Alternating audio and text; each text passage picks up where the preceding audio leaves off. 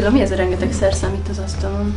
Rengeteg szerszámmal, illetve segédeszközzel készültem, amik között vannak teljesen normális szerszámok, illetve speciális szerszámok. Korábban akár lakásba, akár egy közintézménybe, vagy bármi ilyesmibe lépcsőházba inkább csak diszperziós termékeket használtunk, meg a régi mézfestés, enyves festést. Ami azt jelentette, hogy mondjuk egy normál ecsettel, meg egy normál teddyhangerrel, hogyha dolgozott az ember, egy normál diszperziós falfestékhez teljesen tökéletes volt. És természetesen az utóbbi 2 évtizedben a mi szakmánk, illetve az iparág is egy kicsit megváltozott. Előtérbe kerültek a latex festékek, amiket onnan tudunk a legkönnyebben felismerni, illetve megtapasztalni, hogy teljes színkártya szerint színezhetőek, tehát hófehértől akár a vidám feketéig bármilyen szint elő tudunk belőle állítani, illetve ezek nagyon jó moshatósággal, tisztíthatósággal bírnak, akár extrém igénybevételnek kitett felületeknél is.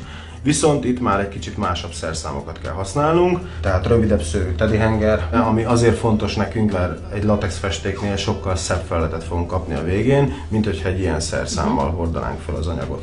Vannak még segédeszközök, mint például egy festőtálca vagy egy teddyrács, aminek a segítségével magát a terméket fel tudjuk hordani a falra, és ugye nem fogunk össze-vissza csurgatni, meg folyatni mindent. Viszont az is nagyon-nagyon fontos, hogy azt a helységet, vagy azt a falfelületet maximálisan elő tudjuk készíteni, illetve le tudjuk védeni. Mi az, amit ezzel kapcsolatban szoktunk használni?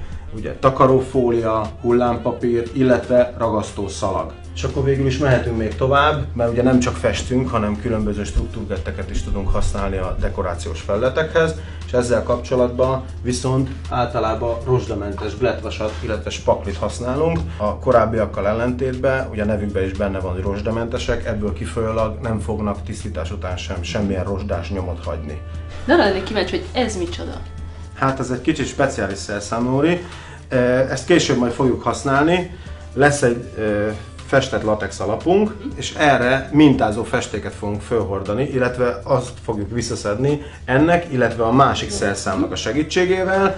Természetesen ebből is adódik, hogy ugye 2 különböző fajsúlyú szerszámról beszélünk, ezzel kapcsolatban 2 különböző motívumot fogunk kapni a végén, de erről majd a későbbiekben. Láthatunk itt még speciálisabb ecseteket is, ezek a korábbiakkal ellentétben, ezek már ilyen nejlonszálas poliészter ecsetek, de természetesen ezeket a szerszámokat ugyanúgy használhatjuk nem csak latex festékeknél, ugyanúgy lehet használni a diszperziósnál is, de nagyon nagy segítséget nyújtanak nekünk a favédelemmel kapcsolatban, a különböző lazúrokat, faolajokat is sokkal könnyebben és szebben fel tudjuk hordani ezekkel a szerszámokkal.